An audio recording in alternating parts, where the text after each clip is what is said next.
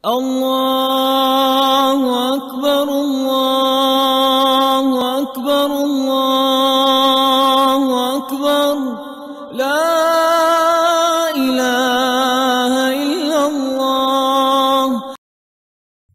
Les jours blancs de Dhul Hijjah.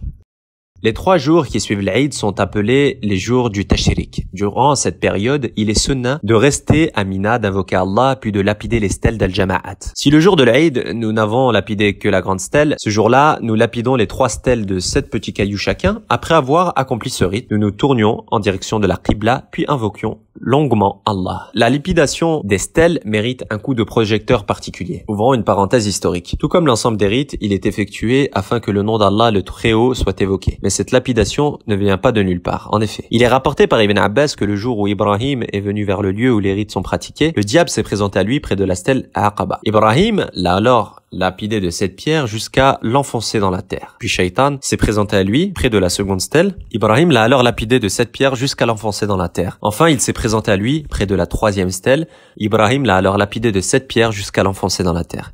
Ibn Abbas radiyallahu anhu a dit, c'est le shaitan que vous lapidez et la voie de votre père Ibrahim que vous suivez. Le chemin menant de notre camp à Mina jusqu'au Jama'at fut relativement long. Fort heureusement, des tunnels creusés à même la montagne permettent de raccourcir le trajet. La répartition des pèlerins sur 4 étages permet également d'éviter les attroupements et de diviser les musulmans sur 4 paliers distincts. Cette organisation était très astucieuse, car chaque étage reçoit des fidèles selon la localisation de leur camp. Ainsi, personne ne peut se perdre et tout est équitablement réparti. Sur les trajets, pendant les fortes températures, nous étions souvent hydratés par des gardes saoudiens, qu'Allah les récompense, souvent à notre service. Il faut savoir que l'Arabie Saoudite déploie chaque année quelques 18 000 employés de la défense civile pour assurer la sécurité des pèlerins et mobilise pas moins de 25 hôpitaux prêts à apporter d'éventuels soins d'urgence aux fidèles. Il n'est pas rare que les gens disent du mal de ce pays, l'Arabie Saoudite. Il est vrai qu'il n'est pas parfait, mais l'acharnement de certains et les mensonges perpétrés à son encontre illustrent un acharnement bien plus qu'injuste. L'Arabie Saoudite ne fixe pas les tarifs ni les prix du pèlerinage. Elle ne gagnait pas de bénéfices et ne s'enrichissait pas à l'aide du Hajj jusqu'à récemment. C'est aussi le pays musulman le plus pratiquant et le plus attaché à la sunna prophétique. Mais hélas, beaucoup voient la paille dans l'œil de leurs frères en oubliant le tronc qui est logé dans le leur.